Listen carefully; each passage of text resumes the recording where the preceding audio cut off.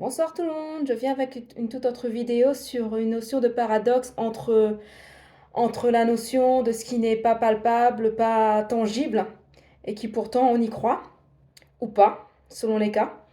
Alors en fait, mon observation était du fait, ou tout du moins une interrogation, c'est comment peut-on croire aux fréquences, aux ondes radio, à l'électromagnétisme, à la notion de cybersécurité, même si je vais au-delà, à la notion liée à l'IA qui prend de plus en plus de place aujourd'hui, qui pourtant sont des phénomènes non palpables, non visibles, sont plus des codes, des sortes de programmation qu'on ne voit pas passer et qu'on ne peut pas toucher, mais que pourtant on y croit.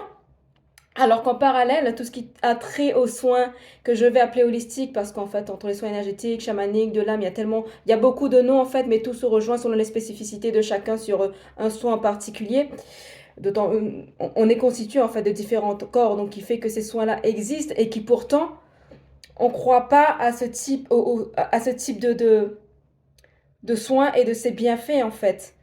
Alors, quitte à être cartésien, j'ai envie de dire, autant être cartésien sur tout et pas sur une partie, en fait. C'était ça un petit peu mon observation et mon interrogation, le grand paradoxe, et il y a quelque chose de non cohérent en fait. Mais en même temps, ça fait partie de l'évolution, hein. Autrement, le mot évolution n'existerait pas. Est-ce que justement on croit à une partie du fait aux ondes radio, à la 5G, au réseau Internet, à la notion de cybersécurité de l'IA parce que c'est éprouvé, c'est reconnu, ça a été prouvé scientifiquement, mathématiquement par des codes qui rendent ça tangible. Est-ce que voilà, est-ce qu'on y croit parce que c'est lié à ça ou parce que je sais pas, c'est juste rentré dans les mœurs au fil des années? Et pourquoi, quelque part, vu que tout est énergie, ne croit-on pas moins ou est-on réticent à y croire, tout du moins, parce que je ne vais pas parler pour tout le monde, hein, on est tous différents, certains y croient, d'autres pas, et chacun ses croyances, et il n'y a pas de blâme ni de remarques désobligeantes à des faits. Mais pourquoi on n'y croirait pas que quelque chose de bien plus grand que nous existe, en fait, ce qu'on nomme monde subtil, monde invisible, de non palpable, d'intangible, et qui pourtant est un fait, en fait. On est fait d'atomes, de particules. Au départ, on n'existait même pas, en fait. J'imagine que tout était néant, et pourtant on a bien été créé à partir d'une force invisible, non, une force cosmique qui était là et qui a formé une cellule, et une cellule a formé une autre, ça s'est multiplié, en fait. Donc on en est là.